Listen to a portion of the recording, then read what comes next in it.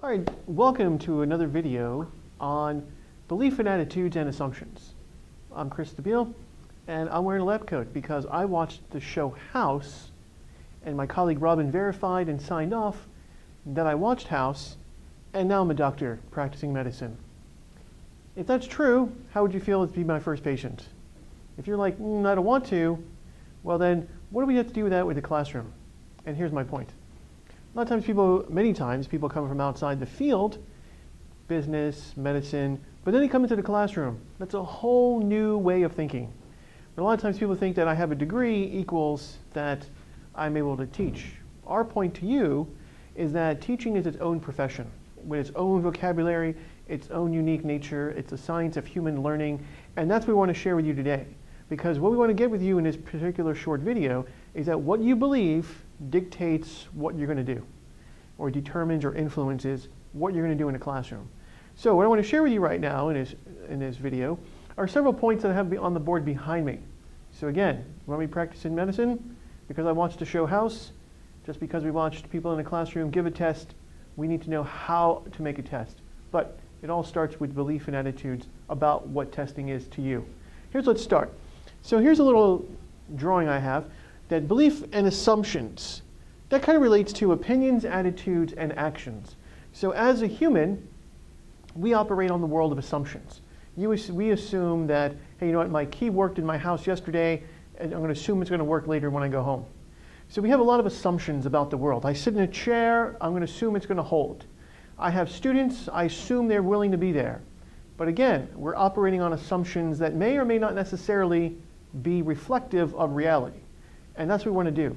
So just because we give a test or we taught things or quote taught things from a PowerPoint, we assume people learned it. But again, we're operating on as if that actually occurs.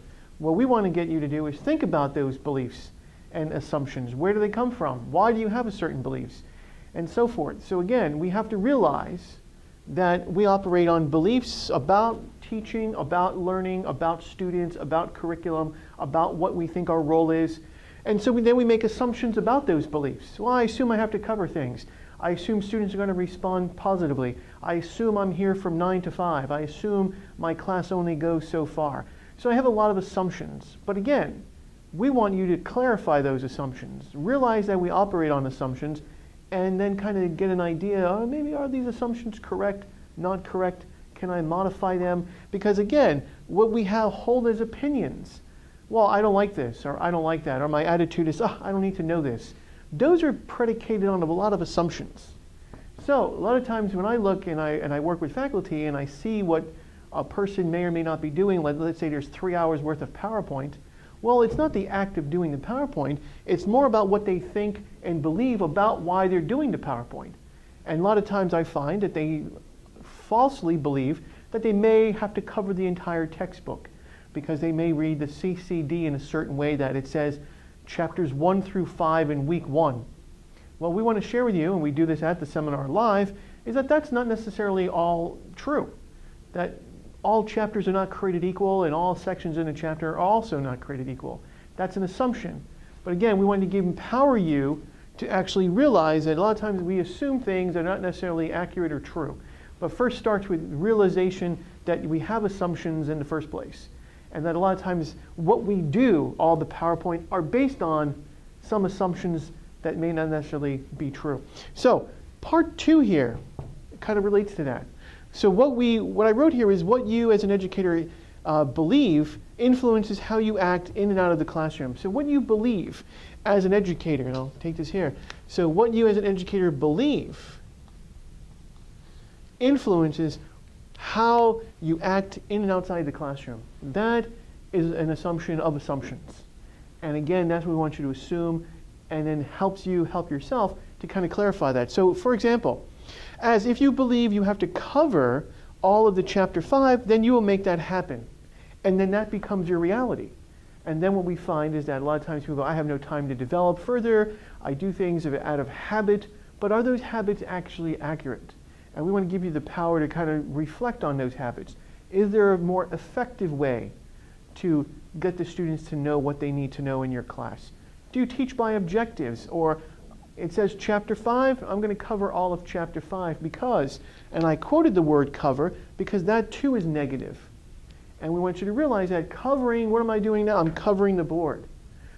Actually, a more accurate term would be uncovering. What do you want the students to uncover and discover what they need to know to be successful in your class, or to become a successful person, whatever your discipline is, criminal justice, allied health, etc., business.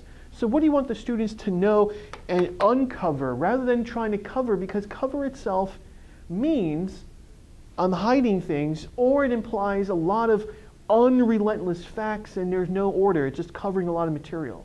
So we're going to ask you, as an effective educator, and this came from a 2004 book by a guy named Ken Bain, who wrote a book on what do the best college teachers do. And what he found was that they teach students, not chapters. And that's what another concept is. If you believe you teach students as human beings, and that they're people, and they have certain feelings and attitudes and desires, then how do you teach them? Rather than just trying to cover an unrelentless material, but how do you teach students? And again, it goes back to your beliefs, what you believe as educators. If you believe that I have to cover everything in the book, then you're going to make that happen. If you believe that, well, I want the students to know things and do things, then that's more accurate. So that's what we want you to pay attention to as well. So again, starting point, if you believe you have to cover things, you'll make that happen. But if you start with what do the students need to know, do, care about, and understand, then that becomes a better belief, a more effective belief, that what do students need to know? That can help you free yourself from being chained to the textbook, which is part of the belief systems that we want people to reflect on. What is that? So how does this work? Here's a little diagram that we have here too. So for example, this is the element of faculty development, or faculty enrichment as we call it here. So for example, we have a belief, and that belief determines certain actions. So belief 1 kind of relates to action 1, so to speak. So if I believe, in this case, I believe the textbook's the curriculum, I'm going to make that happen in my classroom. We're going to cover all the chapters, and I'm going to go in sequence of the chapters, and I'm going to put all my PowerPoints together, and there's going to be 55 slides for the first 2 days of class. Now, what happens when you may go to a seminar and go, well, we're telling you something different. We want you to do something else. We say, don't cover all the chapters, use a graphic organizer instead. Well, what we're going to get is resistance and confusion and frustrations from faculty. Why? Because this line here represents that it doesn't jive with my paradigm. Because if you still hold on to this belief that I have to cover everything in the book, and you're dead set against that, and we're telling you here, no, try a different approach, you're going to have resistance, and it's less likely to be actually used. Why? Because it's not within your belief construct that you believe that I got to cover everything. You may see that the graphic organizer, regardless of its effectiveness to help you teach the class more effectively for student learning, more likely to say this is extra and I'm not going to use it because it's not within my comfort zone or within my framework of beliefs. Because your belief, I'm thinking you, just a general you, is that most people will realize, it doesn't fit within my perspective, and I don't need to know how to do this. But what we want you to do is kind of then, by changing and reworking, by reflecting on those beliefs and assumptions, is to rework those beliefs by realizing that maybe you don't have to cover the textbook. That's the word empowering. How do we empower you and empower yourself to realize that maybe the textbook is not the classroom? Maybe McGraw-Hill doesn't own your classroom. You do. You're the smartest person in the room. What do the students need to know to be successful? What do your objectives say? That's what we want you to take a look at. Have that belief. And so we want you to replace certain beliefs by changing them, reflecting on them, or justifying why. We're not suggesting not using PowerPoint. Use it effectively, such as for diagrams and charts, and use it only for 30 minutes like the other 30, 20, 10 suggested. But again, if you want to modify and grow with your students and understanding, it starts with beliefs. It starts with attitudes. It starts with assumptions. That's where real growth comes from. Because what we think and believe about certain things determines what we're going to do about it. So if you think this is going to be terrible, you're going to act accordingly and grade papers, and I don't really need to be interested. But again, The caveat to this is that what I'm describing also applies for your students. They think your class is boring, guess what they're going to act like? They're going to be, oh, this is boring, why do I need to be here? And they're going to be disinterested and have also a negative attitude. So again, anything I'm working with how humans work. Faculty and student, those are constructs that are artificially created. We're all human, we're people, therefore we're learners. And that's an assumption that I make. Because again, faculty, student, that dichotomy, those are created socially.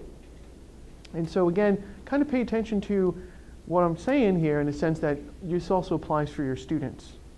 And the last thing is to change how you think. You got to start thinking like, how do I do this as an educator? So I know you're professionally trained in whatever field you come from, but again, now how would a teacher, educator think about the same phenomenon? So again, if you want to get material through to your students, you can use it the old way. Let me use a lot of PowerPoint and one-dimensional, and I got to build a test based on the test bank. Possible. But how would a teacher solve that problem? Teacher would think maybe, do I need to cover all of that? How do my students learn? How do I learn? Let me reflect on what I really thought. How would I then solve that problem? Maybe as a teacher, did I master my objectives? Are all my class in order? Rather than being concerned with, I have to get through this material, even that phrase, I have to get through this material, is a very reflective belief that some people have. We're saying if you have that belief or you catch yourself saying that, reflect on it. Is it really true? Do you have to get through all that material? And so again, the final concept is how to start thinking and believing as an educator, as an effective teacher. What do they do? And I want to task you with that in the end of this video is, how does a good or an effective teacher think about your classroom sessions? So again, think about that. How would I start thinking like a teacher? Even your students. How do your students think like your profession? By reframing that concept, you can then start looking at how can I improve and how can I go on. So the most important part of this video, what you believe determines or influences what you're going to do. And that's what I want you to get at here as well.